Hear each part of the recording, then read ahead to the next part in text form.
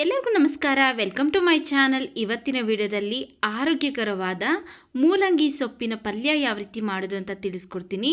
ಚಪಾತಿ ರೊಟ್ಟಿಗೆ ಸೂಪರ್ ಆಗಿರುತ್ತೆ. ಹಾಗೆ ಊಟದ ಜೊತೆಗೆ ಸೈಡ್ ಡಿಶ್ಗೂ ಅಷ್ಟೇ ತುಂಬಾ ರುಚಿಯಾಗಿರುತ್ತೆ. ನಾವು ಸಾಮಾನ್ಯವಾಗಿ ಮೂಲಂಗಿನ ಸಾಂಬಾರ್ ಅಂತ ಪಲ್ಯ ಮಾಡ್ತಾ ಇರ್ತೀವಿ, ಆದರೆ ಮೂಲಂಗಿ ಸೊಪ್ಪನ್ನು ಯಾರೂ ಸಹ ಬಳಸೋದಿಲ್ಲ. ಇವತ್ತು ನಾನು ಮೂಲಂಗಿ ಸೊಪ್ಪಿನಲ್ಲಿ ಆರೋಗ್ಯಕರವಾದ ಒಂದು ಪಲ್ಯ ರೆಸಿಪಿನ ತಿಳಿಸ್ಕೊಡ್ತಾ ಇದ್ದೀನಿ. ನೋಡಿ, ಇಲ್ಲಿ ಈ ರೀತಿ ಸೊಪ್ಪನ್ನೆಲ್ಲ ಬಿಡಿಸಿ ಚೆನ್ನಾಗಿ ಒಂದೆರಡು ಸರಿ ತೊಳೆದು ಇಟ್ಕೊಂಡಿದ್ದೀನಿ. ಈಗ ಈ ಮೂಲಂಗಿ ಸೊಪ್ಪನ್ನೆಲ್ಲ ಸಣ್ಣ ಸಣ್ಣದಾಗಿ ಹೆಚ್ಕೊಳ್ತಾ ಇದ್ದೀನಿ. ಈ ಮೂಲಂಗಿ ಸೊಪ್ಪು ಆರೋಗ್ಯಕ್ಕೆ ತುಂಬ ಒಳ್ಳೆಯದು. ಇದನ್ನು ತಿನ್ನೋದ್ರಿಂದ ಕ್ಯಾಲ್ಶಿಯಂ ಕೊರತೆ ಇರೋರು, ವಿಟಮಿನ್ ಇ ಇರುತ್ತೆ, ಹಾಗೆಯೇ ಜಾಂಡೀಸ್ ಇರೋರಿಗೆಲ್ಲ ತುಂಬ ಒಳ್ಳೆಯದು. ಶುಗರು ಸಹ ಕಂಟ್ರೋಲಿಗೆ ಬರುತ್ತೆ ಈ ರೀತಿ ಪಲ್ಯ ಮಾಡಿಕೊಂಡು ತಿನ್ನೋದ್ರಿಂದ. ಫಸ್ಟು ಒಂದು ಬಾಣಲಿ ಬಿಸಿಗಿಟ್ಟು ಅದಕ್ಕೆ ನಾನು 2 ಟೇಬಲ್ ಸ್ಪೂನ್ ಆಗೋಷ್ಟು ಕಡಲೆ ಬೀಜ ಅಂದರೆ ಶೇಂಗಾ ಕಾಳು ಹಾಕ್ಕೊಂಡು ಹುರ್ಕೊಳ್ತಾ ಇದ್ದೀನಿ.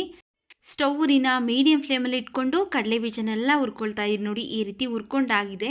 ಇದನ್ನು ತೆಗೆದು ತಣ್ಣಗಾದ್ಮೇಲೆ ಇದ್ರ ಸಿಪ್ಪೆನೆಲ್ಲ ಬಿಡಿಸಿ ಪೌಡ್ರ್ ಮಾಡಿ ಇಟ್ಕೊಳ್ತೀನಿ. ಹಾಗೆಯೇ ಮತ್ತು ಅದೇ ಬಾಣಲಿ ಬಿಸಿಗಿಟ್ಟು ಇಲ್ಲಿ ನಾನು 2 ಟೇಬಲ್ ಸ್ಪೂನ್ ಆಗೋಷ್ಟು ಎಣ್ಣೆ ಹಾಕ್ಕೊಂಡಿದ್ದೀನಿ. ಎಣ್ಣೆ ಬಿಸಿ ಆದಮೇಲೆ ಸ್ವಲ್ಪ ಸಾಸಿವೆ, ಹಾಗೆಯೇ ಸ್ವಲ್ಪ ಹಸಿ ಕರಿಬೇವಿನ ಸೊಪ್ಪು, 1-2 ಸ್ಪೂನ್ ಆಗೋಷ್ಟು ಕಡಲೆಬೇಳೆ ಹಾಕ್ಕೊಂಡು ಫ್ರೈ ಮಾಡ್ಕೊಳ್ತಾ ಇದ್ದೀನಿ.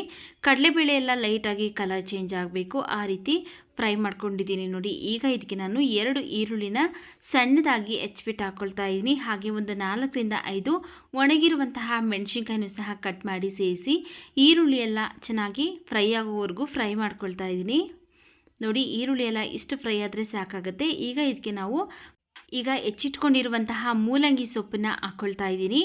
ಯಾರೂ ಸಹ ಮೂಲಂಗಿ ಸೊಪ್ಪನ್ನು ಬಿಸಾಕೋದಕ್ಕೆ ಹೋಗಬೇಡಿ, ತುಂಬಾ ರುಚಿಯಾಗೂ ಇರುತ್ತೆ. ಹಾಗೆ ಆರೋಗ್ಯಕ್ಕೂ ಸಹ ಈ ಮೂಲಂಗಿ ಸೊಪ್ಪು ಒಳ್ಳೆಯದು. ಮೂಲಂಗಿ ಸೊಪ್ಪನ್ನು ಹಾಕ್ಕೊಂಡಾದ್ಮೇಲೆ ಸ್ವಲ್ಪ ಅರಿಶಿನ ಪುಡಿ, ರುಚಿಗೆ ತಕ್ಕಷ್ಟು ಉಪ್ಪನ್ನು ಸೇರಿಸಿ ಚೆನ್ನಾಗಿ ಮಿಕ್ಸ್ ಮಾಡ್ಕೊಳ್ತಾ ಇದ್ದೀನಿ. ಉಪ್ಪು ನೋಡಿಕೊಂಡು ಹಾಕ್ಕೊಳ್ಬೇಕಾಗುತ್ತೆ, ಯಾಕಂದರೆ ಈ ಸೊಪ್ಪು ಬೇಯ್ತಾ ಕಮ್ಮಿ ಆಗುತ್ತೆ.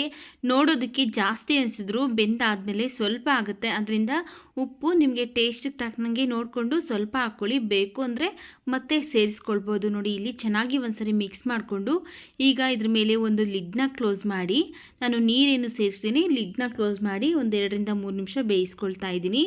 ನೋಡಿ, ಇಲ್ಲಿ ನಾವು ನೀರೇನು ಸೇರಿಸಿಲ್ಲ, ಸೊಪ್ಪಲ್ಲಿರುವಂತಹ ನೀರಿನಂಶನೇ ಬಿಟ್ಕೊಂಡು ಚೆನ್ನಾಗಿ ಬೇಯ್ತಾ ಇದೆ. ಈಗ ಮತ್ತೆ 1-2 ನಿಮಿಷ ಚೆನ್ನಾಗಿ ಬೇಯಿಸ್ಕೊಳ್ಬೇಕು. ಲಿಡ್ನ ಕ್ಲೋಸ್ ಮಾಡಿ ಟೋಟಲಾಗಿ ನಾನಿಲ್ಲಿ ಒಂದು 5-6 ನಿಮಿಷ ಸ್ಟವ್ನ ಮೀಡಿಯಂ ಫ್ಲೇಮಲ್ಲಿ ಇಟ್ಕೊಂಡು ಬೇಯಿಸ್ಕೊಂಡಿದ್ದೀನಿ. ನೋಡಿ, ಈಗ ಇದರಲ್ಲಿರುವಂತಹ ನೀರಿನಂಶ ಎಲ್ಲ ಕಡಿಮೆ ಆಗಿದೆ. ಹಾಗೆ ಮೂಲಂಗಿ ಸೊಪ್ಪು ಸಹ ಚೆನ್ನಾಗಿ ಬೆಂದಿದೆ. ಒಂದು ಸ್ವಲ್ಪನೂ ಕಹಿ ಅನ್ನೋದು ಇರೋದಿಲ್ಲ ಸ್ನೇಹಿತರೆ, ರುಚಿ ಮಾತ್ರ ತುಂಬ ಚೆನ್ನಾಗಿರುತ್ತೆ. ಈಗ ಇದಕ್ಕೆ ನಾವು ಫಸ್ಟೇ ಹುರಿದು ಪೌಡ್ರ್ ಮಾಡ್ಕೊಂಡಿದ್ರಲ್ಲ ಕಡಲೆ ಬೀಜದ ಪೌಡರು, ಆ ಪೌಡರ್ನ ಈಗ ಇದಕ್ಕೆ ಸೇರಿಸ್ತಾ ಇದ್ದೀನಿ. ಕಡಲೆ ಬೀಜ ಹಾಕೋದ್ರಿಂದ ಟೇಸ್ಟು ತುಂಬ ಚೆನ್ನಾಗಿರುತ್ತೆ. ಬೇಡ ಅನ್ನೋರು ಸ್ಕಿಪ್ ಮಾಡ್ಕೊಳ್ಬೋದು, ಆದರೆ ಹಾಕಿದ್ರೆ ರುಚಿ ಚೆನ್ನಾಗಿರುತ್ತೆ.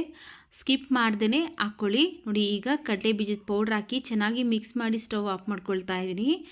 ಇದು ಚಪಾತಿ, ರೊಟ್ಟಿ ಅಥವಾ ಅನ್ನ ಸಾಂಬಾರ್ ಜೊತೆಗೆ ಎಲ್ಲದಕ್ಕೂ ಸಹ ಸೂಪರಾಗಿ ಪರ್ಫೆಕ್ಟಾಗಿ ಇರುತ್ತೆ. ನೋಡಿದ್ರಲ್ಲ, ಆರೋಗ್ಯಕರವಾದಂತಹ ಮೂಲಂಗಿ ಸೊಪ್ಪಿನ ಪಲ್ಯ ಯಾವ ರೀತಿ ಮಾಡೋದು ಅಂತ. ವಿಡಿಯೋ ಇಷ್ಟ ಆಗಿದರೆ ವಿಡಿಯೋಗೊಂದು ಲೈಕ್ ಮಾಡಿ, ವಿಡಿಯೋವನ್ನು ಶೇರ್ ಮಾಡಿ, ನಮ್ಮ ಚಾನಲ್ಗೆ ಸಬ್ಸ್ಕ್ರೈಬ್ ಮಾಡಿ ಸಪೋರ್ಟ್ ಮಾಡಿ ಸ್ನೇಹಿತರೆ.